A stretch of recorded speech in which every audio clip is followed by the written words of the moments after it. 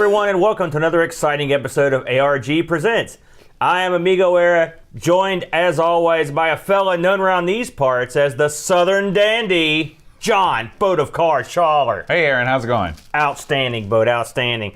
So if you joined us last week, you'll recall that the Retro Roulette chose for us this week to play games on the ColecoVision console.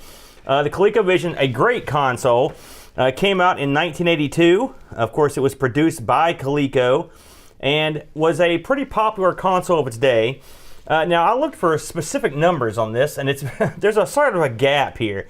It sold somewhere between 2 million and 6 million consoles. That's quite a gap. And trust me when I say I looked very hard to find exact numbers, and we know that it sold about 500 million or 500,000 consoles by its first Christmas in the U.S., and they're sure by the end of the video game crash that it had sold about 2 million, and they said by 1985 late they had finished up all their stock, and they didn't make any more. But 2 to 6, I'd say it's probably closer to 2. I mean, I don't know how they got 6 out of it, but you never know. Well, maybe those last couple million, they were blowing them out at $49.99 or something like that. It's funny because Coleco was big. I was around. Mm-hmm. It was big, it was gone. Well, they had, their big hit, the biggest hit they had wasn't video game related at all. The Cabbage Patch Kid, right.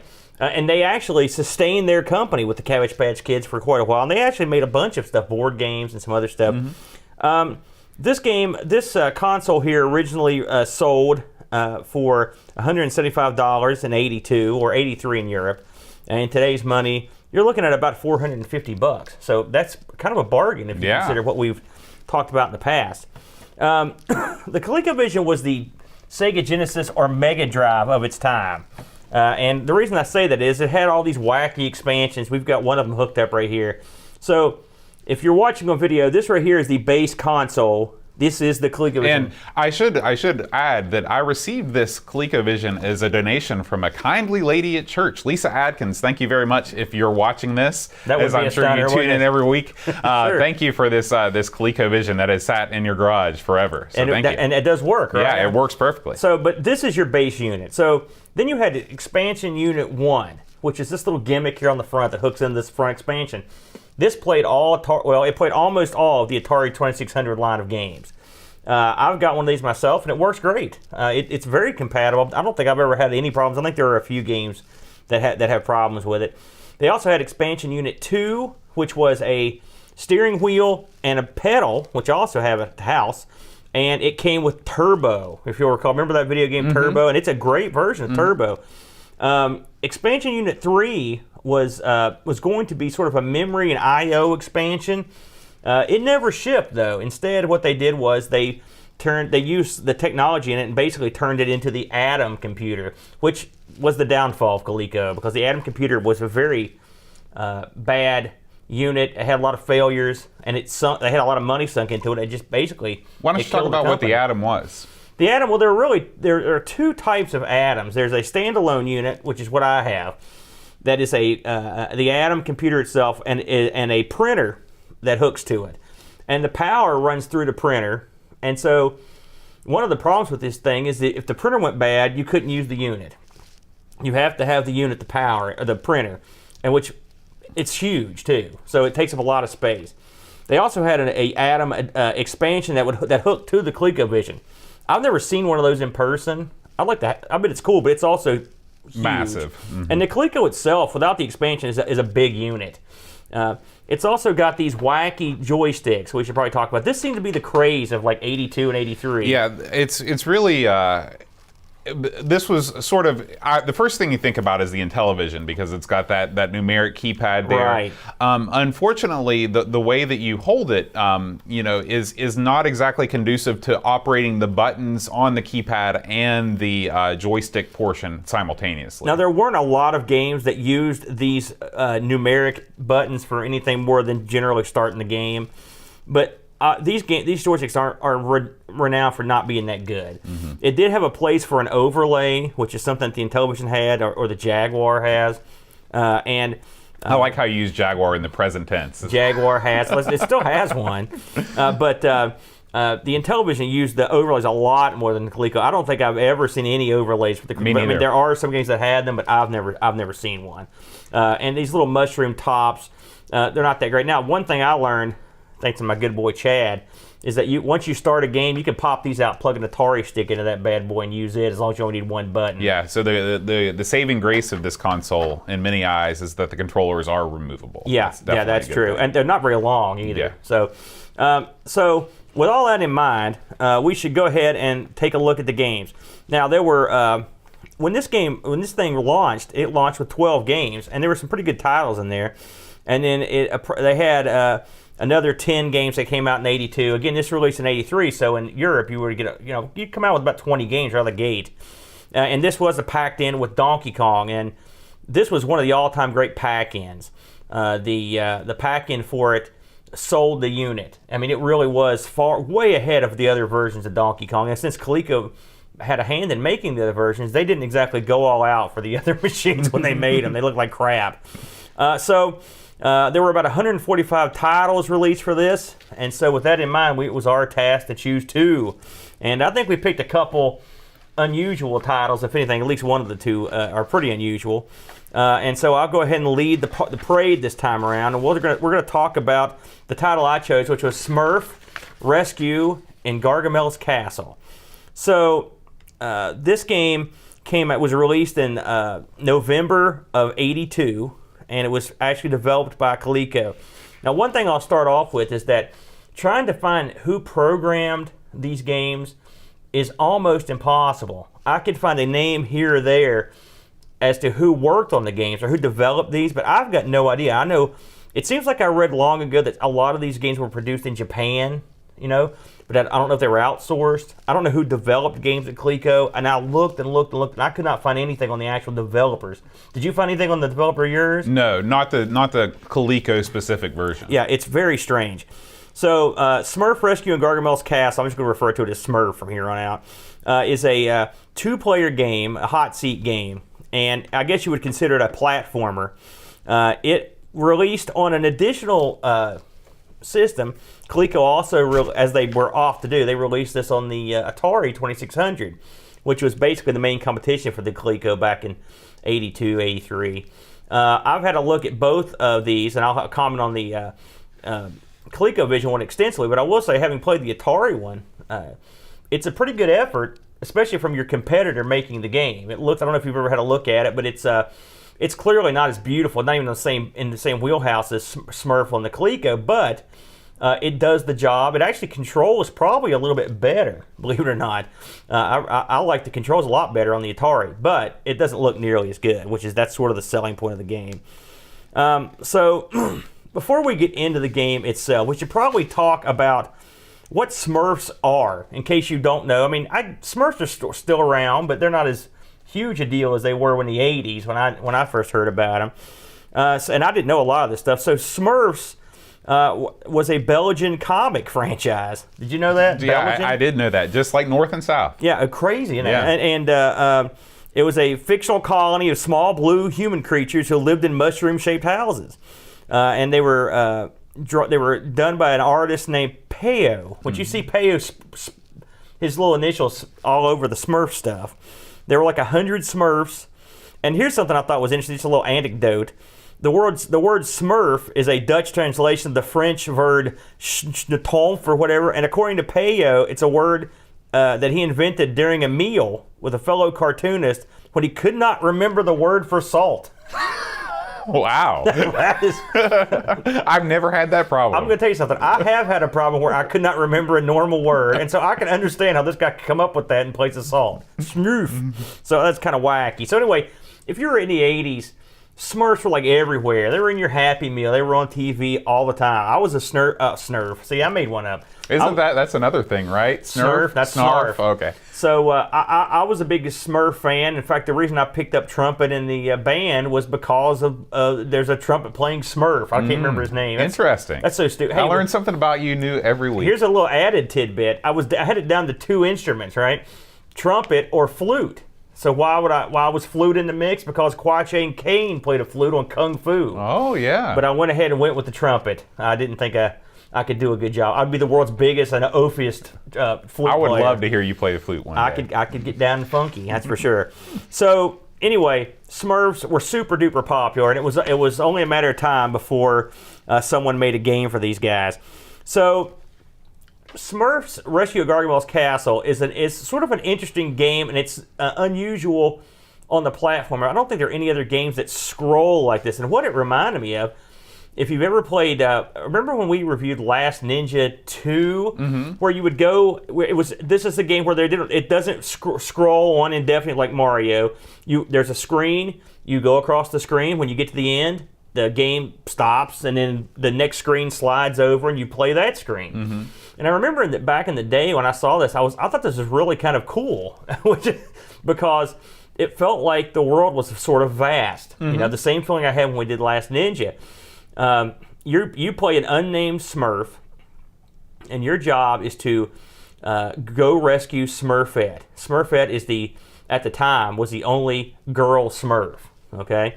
And so your Smurf is a happy fellow. He always looks happy. He's got a real stupid look on his face as he walks around, almost like an idiot. So maybe he's dumb. very, very Gomer Pyle-ish. He's a very dumb guy, Smurf. So dumb guy, he rolls across the screen. If you play on the most basic level, there's not that many enemies. There's no enemies, actually, but what you have to worry about is everything in your environment. Smurfs are, unfortunately in this game, are prone to be murdered by like small drops in elevation or blades of grass. It will kill them. Or fences is another thing. And for whatever reason, the paths that this Smurf travels have picket fences just right in the middle of the path. I don't know who designed. Apparently, Smurf's architecture not their right. Infrastructure not there. No. Yeah. So as you play this game, you have a life bar at the top. Now the life bar doesn't do anything except go down. It never goes up, and it doesn't mean you can take extra hits. All it does is it's almost like it's basically a reverse timer. When your energy bar runs out, you're dead. So which doesn't really come into a factor unless I guess you're way into the game, or it didn't ever come into a factor with me. So as you go through the game, you are like I said, jumping over fences. You're jumping up and down hills. You're jumping over blades of grass and fences until you get the Gargamel's. There's a cave you go through. In the cave are these stalagmites that you have to jump over. Now that I'll give you that. You fall on a stalagmite. Those are pretty pointy looking. They could probably impale you. So I'll give you that. But and Smurfs apparently aren't very tough. So once you jump over these, you eventually get to Gargamel's castle, and you see Smurfette, and she's up on like a crate or a table or something. And there's a human skull there, and you have to jump on the skull, then jump up to the crate to rescue her. Now the weird thing about this game, the best that I could tell, is that if you're on the basic level, it really doesn't increase in difficulty that much. You just keep going over and over. The world just loops over and over and over. If you play on the harder levels, so you get some interesting effects. One thing is you'll have critters that come down and try to get you. At first, it'll be a bird, and the birds have a set pattern. They really only come out once. I mean, I didn't wait around long to see if they came out twice.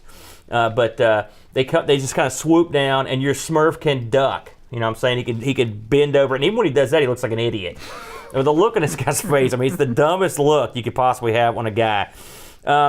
When you get into the caves, there are bats on the second level of difficulty, and then there are spiders that come down on the levels. They have little spider webs. The spiders will come down, you have to jump over them. It's still not super tough.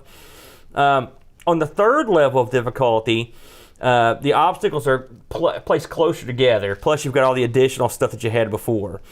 And in the fourth level, the birds and bats and all the stuff that comes after you, it's like they're like homing pigeons, and you're the guy that are heading right towards you, and they're real tough. That level's super hard, and it's I don't play up on the fourth level. I never play there unless just for this review. I just look over it. It's just too tough. So that's pretty much the game. You repeatedly rescue Smurfette, and then the game starts over. When you play the game, there are 2 pieces of background music that play. I will say every time you switch screens, they start over, and you want to murder someone. You do. And I'm sure you noticed this when you played it. And I'm sure you're familiar with these pieces. They're pretty common. I didn't know the names of them. The 2 musical tracks are a track called Simple Gifts, right?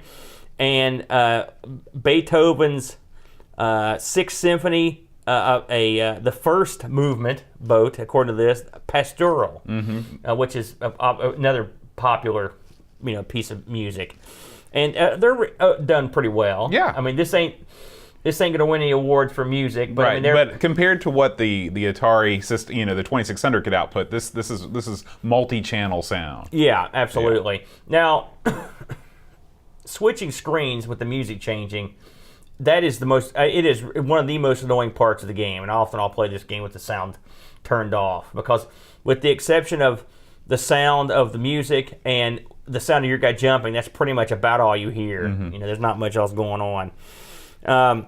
This has 2-player, like I mentioned, and 2 players can play at any level, but it doesn't have like simultaneous play or anything like that. This game, as I mentioned before, when the Coleco was being made, as it went on, they had planned this Expansion 3, and they had made a couple games for Expansion 3. This was going to be the memory expansion and whatnot before the Atom came along, and one of the games was going to be Super Smurf Rescue in Gargamel's Castle. Now, I don't know how far along this was developed, but I couldn't find any screenshots or video of it, so it may not have gotten very far. It may just be something that no longer is available to see. I did find a wacky thing, and I'll put the link up. Someone took the Smurf game, the Coleco version, and they added. There's another Smurf thing for the ColecoVision that's like a Smurf painting program, right? It was also released. So he took elements of that program, he took elements of Smurf Rescue, and made a new game called Day of the Purple Smurfs. Have you heard of this? Only when you shared it with us. I just found out about this a couple days ago, and it's actually a lot of fun. I actually like it quite a bit more than this. It's basically the same game, but what the guy's done was, and I believe this is an episode where these Smurfs got infected and they sort of like became zombies. And in this version, it's that you're doing the exact same thing, except you've got these zombie Smurfs after you, and there are more critters to avoid. They've enhanced it. Plus, in this version, unlike the real version, Gargamel actually appears in it. In the old version, there's no Gargamel at all. So you see his castle, but he's not to be seen. This game was pretty well received at the time it was released, and I'll get to why that's sort of funny. Creative Computing Video and Arcade Games in '83 said that this was a truly good, fun game. They said that the kids loved it, and this guy lamented that he had to run the neighborhood kids out of his house so he could have a couple goes at it before he went to bed. So it was pretty popular. It was also given an award at the 4th Annual Arkie Awards. It was given the Best Video Game Audio-Visual Effects Award. The Arkie Award? The Arkies. How do you spell that? A-R-K-I-E. Just like it sounds.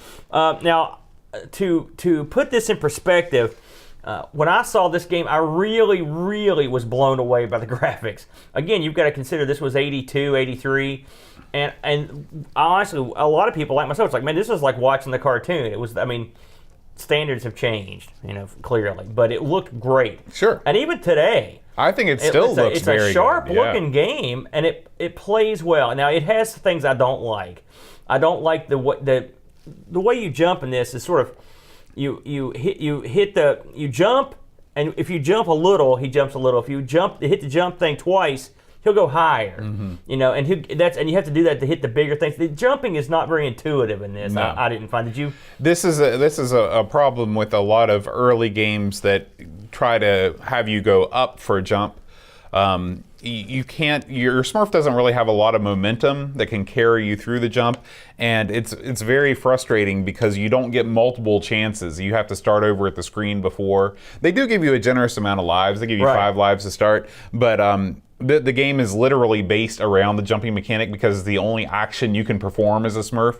And when it's not dead on, I can understand at the time that you probably would have played this a lot, but I didn't stick with it for very long because I couldn't get a handle on the jumping. This is one of those guilty pleasure games. I'm not going to lie to you. Even back the very first time I played it, I thought the jumping mechanics were crap. I don't think there's any momentum. I don't think it matters. And something else that irritates me is that, like, there are some scenes where if you have to jump and your guy sort of soars off screen in the cave and he'll fall like as tall as as far as he is tall, and takes no damage. Yeah, but if he walks off a little tiny hill, he gets hurt. And I should mention that when this guy falls down, it's sort of comical.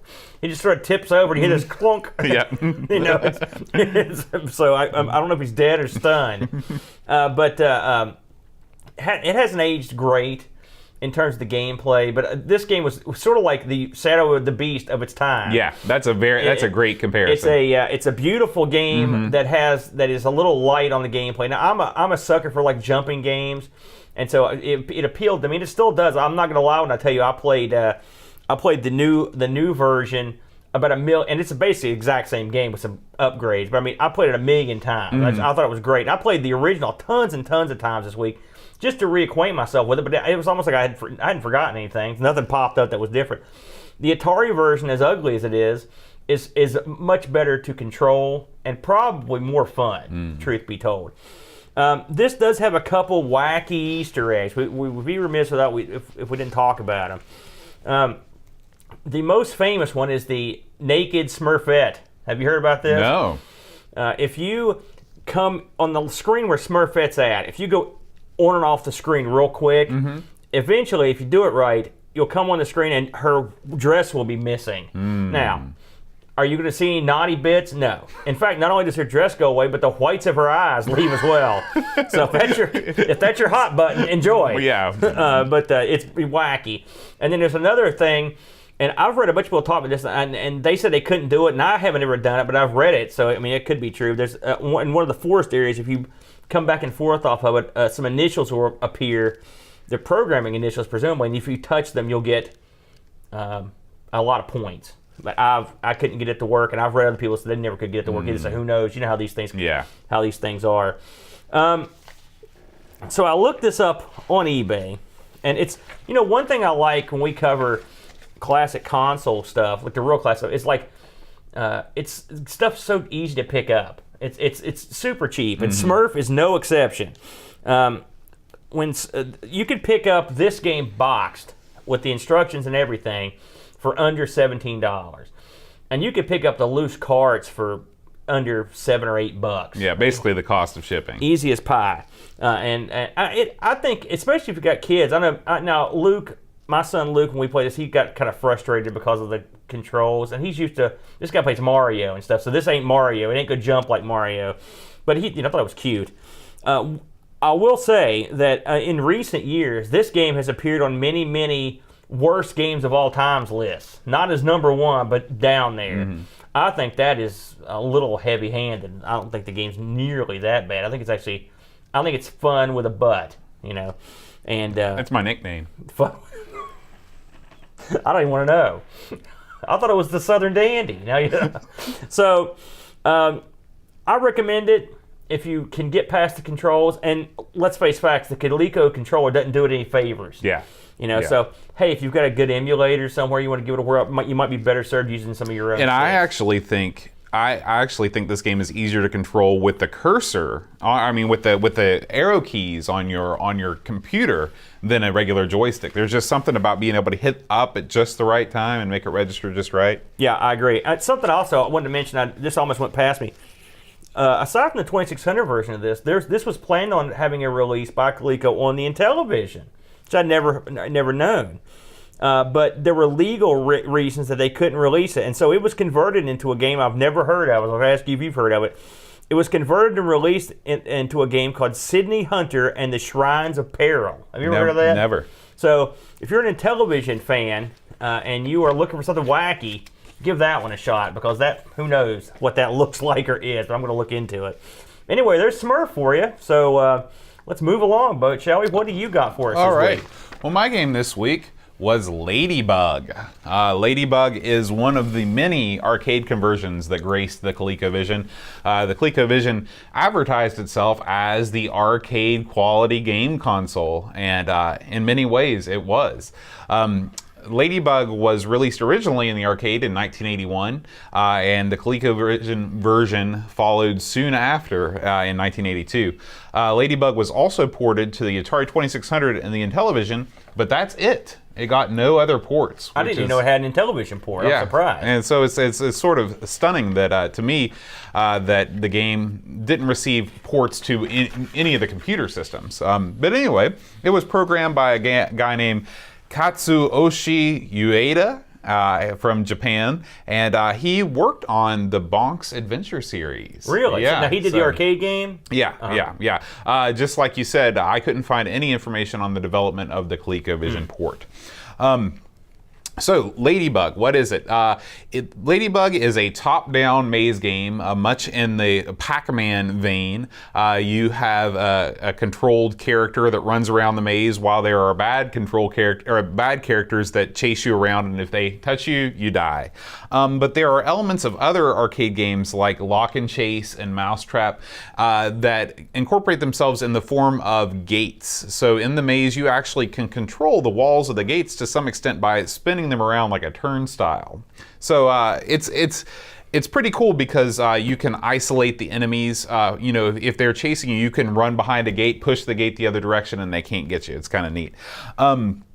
So in the maze, you have what I actually didn't know this until I started reading about it. The X's, which are like the power pellets or the regular pellets in the Pac-Man games, they're actually supposed to be flowers.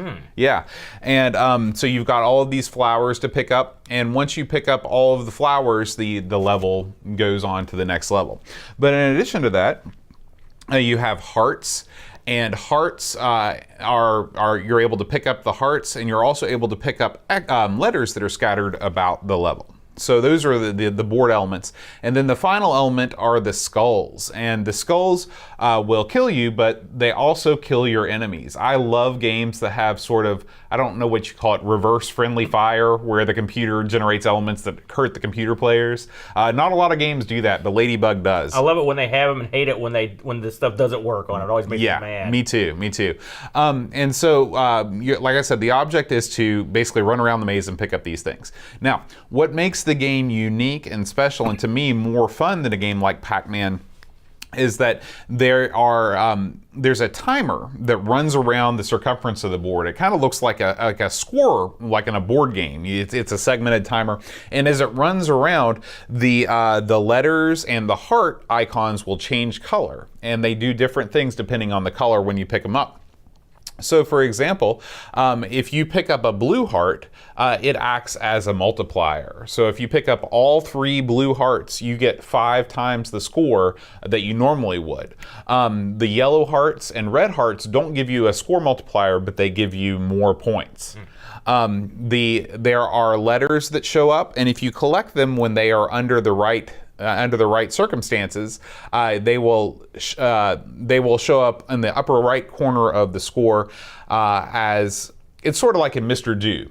These are both universal games, and so they're using the same kinds of things. You can spell out special, and you can spell out extra. I love it when arcade ports add things to enhance the experience beyond what they give you in the arcade, and this is one of those games. So in the original Ladybug, when you spell out extra, it gives you an extra life. In the ColecoVision, it gives you the same thing. In the arcade machine, if you spell out special, which is very, very hard to do, it gives you a full extra game. In the ColecoVision version, that's a tough thing to say, instead of giving you a free game, which would be pointless, it takes you to a special bonus stage called, get ready for this, Vegetable Harvest. Okay, now I didn't mention vegetables when I was talking about the board elements earlier, so I guess I should do that. They are sort of equivalent to the fruit in Pac-Man, where they will appear once all of the enemies leave the center square. There will be a piece of fruit that appears there, and you can pick it up for bonus points. Well, and during the vegetable harvest, it's nothing but vegetables. You're running through, you're picking up vegetables left and right and scoring major points. However, this is something that is almost impossible to do. I tried very hard to do it as I was playing, and I could never do it. I had to look it up on YouTube, and it looks awesome. It's just vegetables all over the screen. You're picking them up. It's all kinds of points. So, that is really the nuts and bolts of Ladybug. When you hit a skull, or if you hit an enemy, you die, you lose your multiplier, but you don't lose the letters that you've spelled out. So you still get to save some of your progress. there are no offensive weapons in this game. There's no flashing power pellet that will allow you to attack the ghosts. You don't have a ball like in Mr. Do. It's all about evading those insects. The insects are also mega aggressive too. They don't mess around. They'll come at you. So it's a challenging game. The things that I like that I like the way the gates open and shut. When you feel like you're being chased down and closing that gate right behind you so the enemy can't get you, and then they go around the corner and hit a skull and die. It's very rewarding. I love that. I also like the fact that you can actually run around a good bit at the beginning of the stage before the enemies come out, so you can kind of make your strategy, before you feel immediately under attack. And I also like that there's multiple strategies with scoring. This is very similar to Mr. Do in that you can choose to, just go right for, getting the next board, getting the vegetables, or do you want to concentrate on getting the blue hearts, maxing out the multiplier, which is really the best strategy, and then getting the rest of the stuff. So multiple strategies is a great thing. The things I don't like about the game, I wish that there was background music. I understand why there's not. In 1981, background music, even in arcade machines, was not a common thing. Yeah. I don't like the fact that there aren't intermissions between the levels. Pac-Man had that. This is, it's a Pac-Man clone. It's sort of the high level. I wish that they would have, come up with some cool things. And then finally, the thing that I don't like at all is the art on the arcade machine and on the box. They didn't go with a cutesy look for this game. They went for sort of humanoid characters that are drawn. They're sort of ladybug / human or insect. They're more like, it's like butterfly / human things that are all over it. They're weird looking.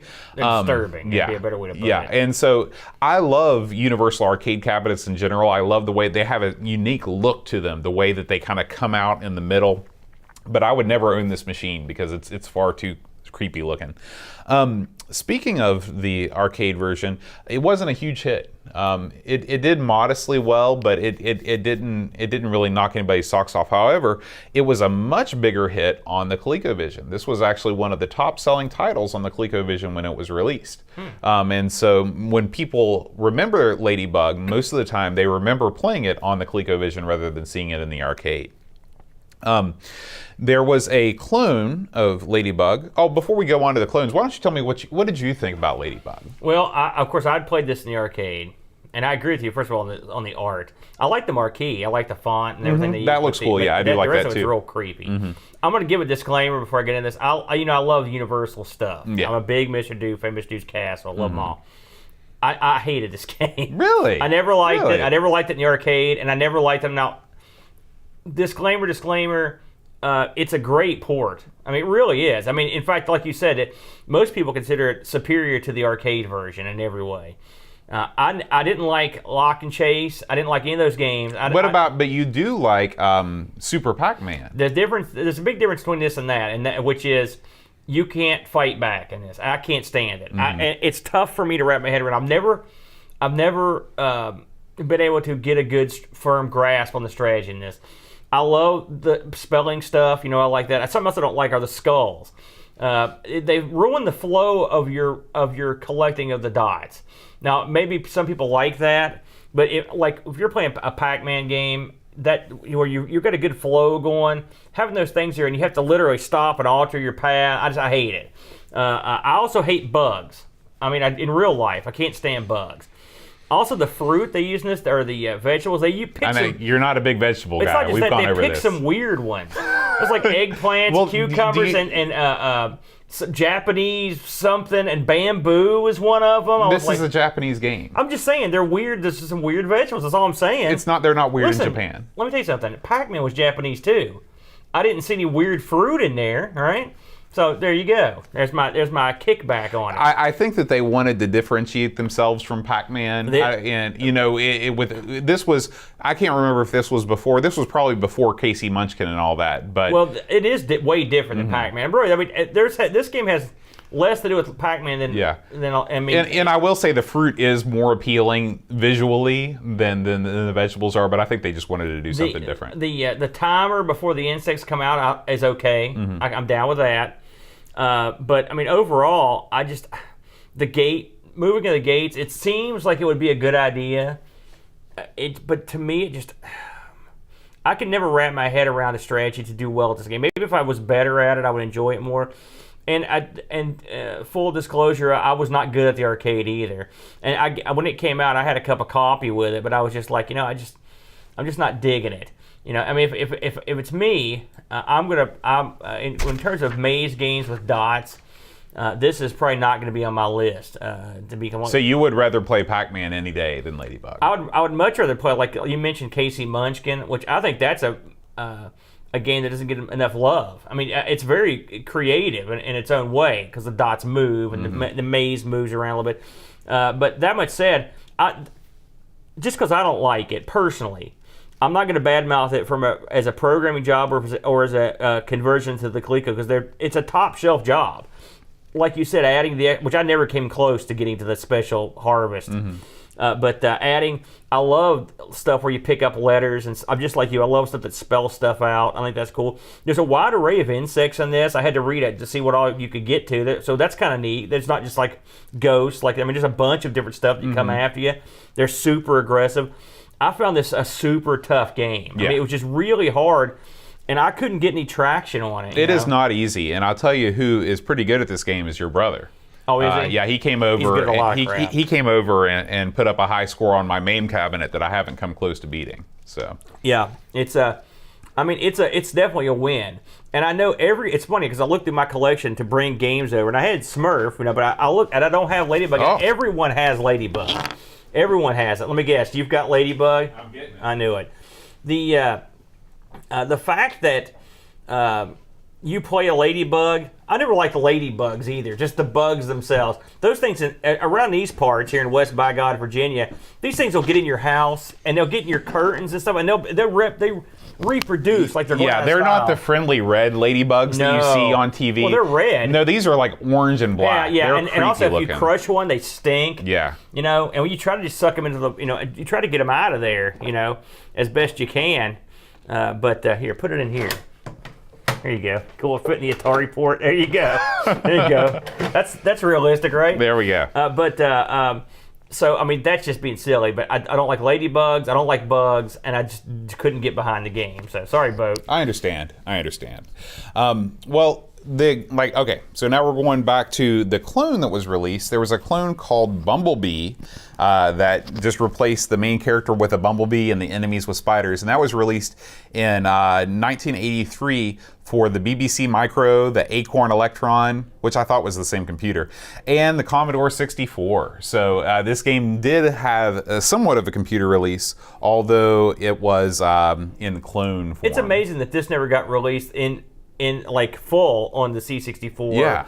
Yeah. Or one of the Atari computer 8-bit lines. That's stunning. I mean, because it was a staple of the ColecoVision. I'm surprised it didn't get ported very much. Right, and it's also a game that has never had a revival. Like it didn't get a game like Neo Mr. Do or something like that. It's never been brought back in any way. And so this is a game that I would love it if they would bring out, like a Pac-Man Championship Edition or something like that, a new spin on Ladybug.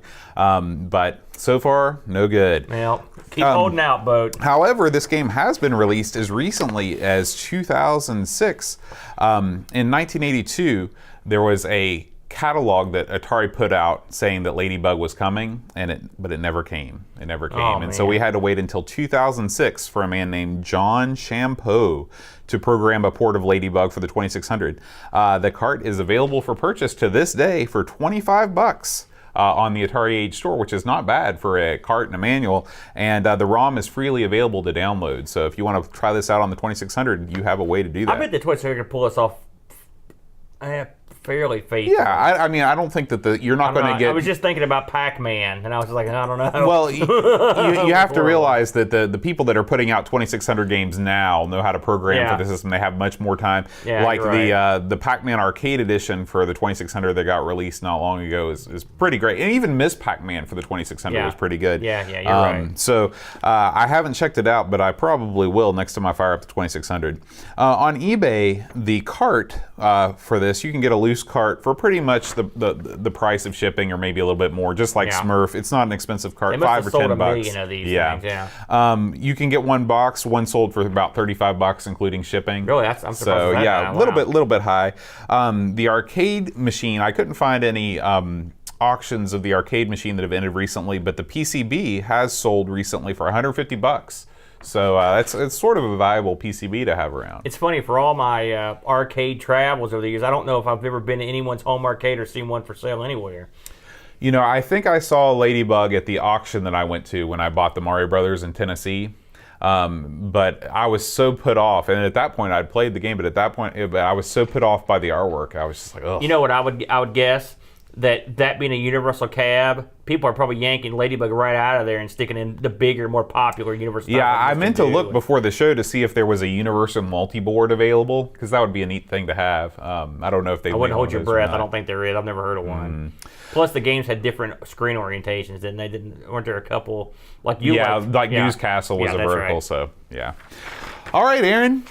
Is it time? I think it's time, Boat. You know what time it is. It's time for the Retro Roulettes. So we're going to bring it out. There it is in all its glory. Your exchange. This is like the baton in one of those races. You've got. Right. If you can pull it off. We are going to remove ColecoVision from the wheel. Once it has been done. And replace it with the Amstrad CPC. Can he do it? We're going to spin the wheel and make the deal. It's a good roll. And we have come up with the Atari 7800. Okay, well that limits our choices. Let me grab the envelopes of fun. The Atari 7800. Okay, here we go. So, next week we will be playing games on the Atari 7800 platform. Both, there's your ticket. Thank you. I'll let you pick first this week. All right. We will be playing, for me, Ninja Golf. Ninja Golf. I've heard a lot about that game. I am going to pick Asteroids, the Atari classic. So next week, Asteroids, Ninja Golf. Should be a good time, Bode. What do you think? I can't wait. Beautiful. So, tune in same time, same channel next week when we play Atari 7800 games. And until then, adios.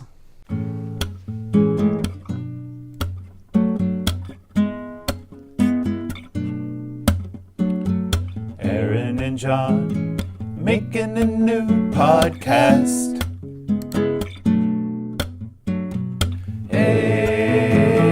ARG presents